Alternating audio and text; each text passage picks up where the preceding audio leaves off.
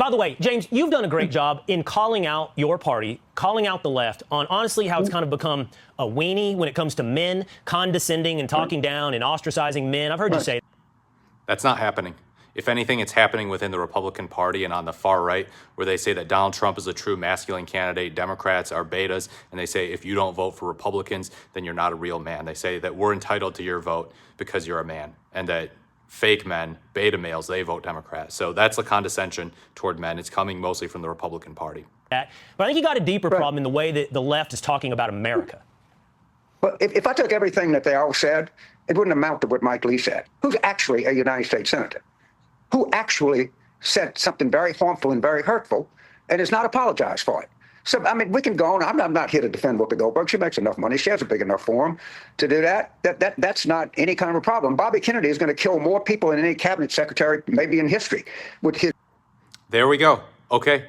So when they bring up these vague ideas of, oh, Democrats saying bad things, Democrats say bad things about America, the left says bad things about America, you flip it back on them, except you actually bring up specifics. You bring up specific quotes like Mike Lee saying Nightmare on Wall Street, mocking political violence that was perpetrated against Democratic politicians. Democratic politicians killed because a far right-winger didn't like that they were against Trump. On the No Kings protest day, he went out there and killed the Democrats, and he was planning to kill more progressive Democrats like Tim Walz and Keith Ellison. So, yeah, point this stuff out. Point out the stuff that the people in power on the far right in the Republican Party are actually doing, and how, oh, we can gesture at this idea of people on the left being anti-American in some ways or being mean in some ways. But we've got people in power right now who are saying despicable things, who are making light of political violence that is done by their own side. You've got Donald Trump out there saying it would be a waste of time for him to call Tim Walz after a state legislator in his own state was killed by one of his own supporters. He's like, it would be a waste of time to do that.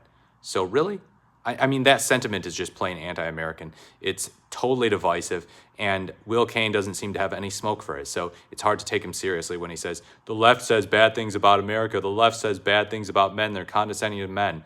Even if I grant some of that is true, it pales in comparison to what the elected officials, the people in power, and the people we need to hold accountable on the far right are doing right now. Thank you for watching. This is The More the Merrier. Please like, comment, or subscribe to the channel, and I'll speak to you in my next video.